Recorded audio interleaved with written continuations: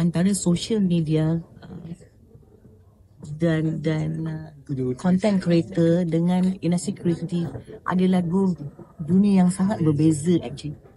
Tapi saya sangat mengalu-alukan jika pempengaruh masuk dalam industri kreatif. Saya sangat alukan. Tapi kenalah you pengaruh yang baik. Kan macam Ryan Bakery. Sweet. Saya suka konten-konten dia, very nostalgic, mengingatkan kita pada diri kita, mak kita, ayah kita dan sebagainya kan. Dia sangat sweet. Kan, dan orang sebegitu, May datang industri kreatif, saya May lah.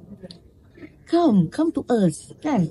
That's Ryan Bakery dan Aizat Saha. Saya dah bekerja dengan dia dalam teater, Anda Petanda. Sangat baik orangnya. Dan dia pengaruh yang sangat bagus. Jadi of course saya welcome. Kan? Even sampai sekarang pun kita baik dengan Aizat Saha dan dia buat baju untuk kita.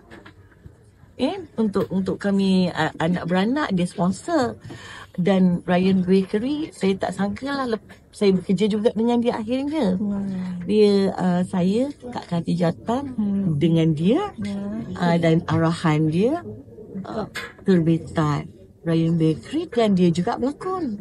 Dan tentu sekali kan bila kita alu-alukan dia, of course lah kita ada kata-kata nasihat on how to go about this creative industry. So kita bukan orang yang macam kita menyekat kemarahan pempengaruh dalam industri kreatif.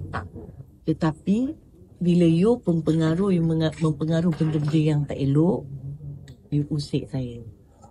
Okay, saya adalah antara tulang belakang yang kuat dalam industri kreatif.